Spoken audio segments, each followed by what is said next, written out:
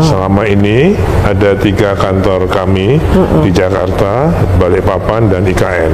Nah, dengan selesainya kantor OIKN sekarang, saya sudah bersepakat dengan seluruh rekan-rekan saya, teman-teman saya di OIKN untuk pindah semua ke sana. Iya, kami sudah punya menempati beberapa rusun yang sudah dibangun oleh Kementerian PUPR sebelumnya untuk ditempati oleh para karyawan OIKN. Jadi nantinya akan lebih lama di sana. Nah, jadi kalau dari segi struktur organisasi, dari segi besaran ya, organisasi OIKN itu sebenarnya berapa orang sih Pak?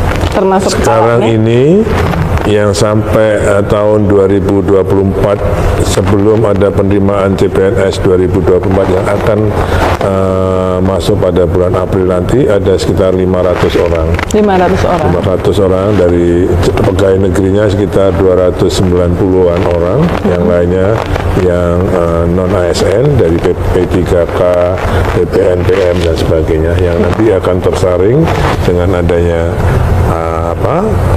kebijakan nasional tentang kepegawaian ini. Nah tentu ini yang the hottest issue 1, 2 hari, 3 hari, minggu ini adalah soal pemangkasan anggaran ya, yang dialami oleh semua AL sebetulnya. Dan tetapi untuk OIKN ini kan sudah diputuskan ada 48,8 triliun untuk 5 tahun ini ya, di era Pak Presiden Prabowo. Konsekuensinya apa itu? Jadi ya seperti yang disampaikan oleh Pak Menko AHY pada saat ratas tanggal 21 Januari, kemudian sudah dikembali ratas lagi pada tanggal 3 Februari yang lalu. Jadi Bapak Presiden telah menugaskan pada kami untuk menyiapkan, menyelesaikan ekosistem untuk yudikatif dan legislatif. Sekarang yang dianggap selesai pada tahun 2024 ini adalah eksekutifnya.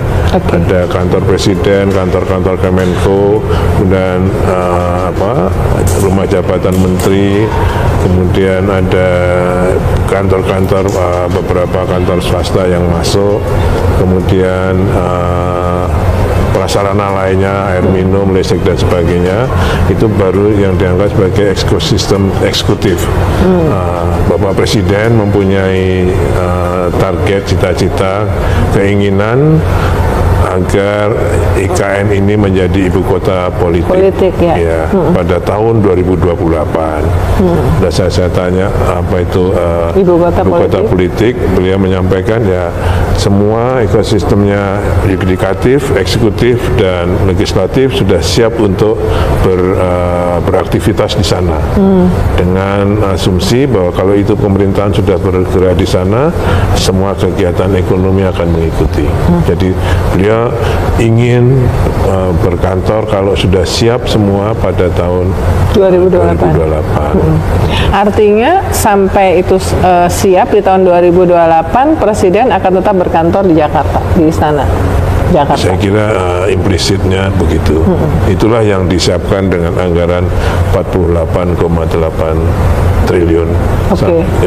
Kalau ibu kota politik tuh kira-kira referensinya kayak Canberra, Pretoria, Afrika Selatan, Washington DC dulu pada gitu ya? Saat menyusun master plan kepindahan IKN ini, kita pelajari ada 90-an kota ibu kota negara, termasuk Astana, Brasilia, Canberra, Putrajaya.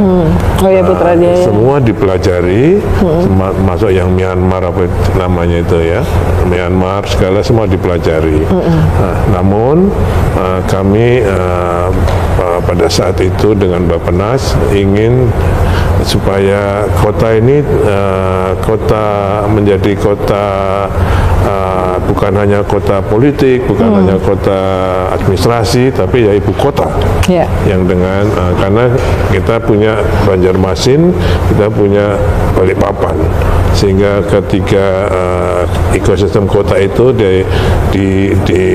diasumsikan, diprediksi untuk bisa saling mendukung, sehingga IKN sendiri akan terbantu oleh Balikpapan dan Samarinda, sehingga diputuskan untuk membangun jalan tol dari Balikpapan ke IKN sepanjang 58 km.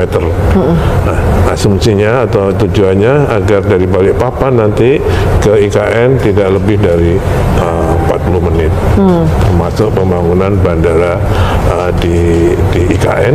Kalau dari bandara ke IKN hanya 18 menit, sehingga itu akan bergerak sebagai kota ibu kota. Kalau tujuannya adalah ibu kota politik, artinya kayak misalnya yang tadinya sempet tuh, apalagi ada Taipan sempat foto, terus dibilangnya wah akan membangun 4 mall besar di dalam apalah gitu, itu apakah akan seperti itu? Karena artinya kan kalau ibu kota politik nggak perlu 4 mall, nggak perlu banyak yang laser gitu, atau seperti itu kah? Iya, jadi masih sekarang sedang persiapan juga salah satu mall di satu kompleks dengan Hotel Swiss Hotel itu akan dibangun. Jadi saya kira ya tetap. Ya. Kemudian juga nanti akan ada sebentar lagi besok kami ketemu dengan investor yang untuk taman safari. Kita akan bangun taman safari di sana. Okay. Jadi dan perkantoran akan segera dibangun di sana.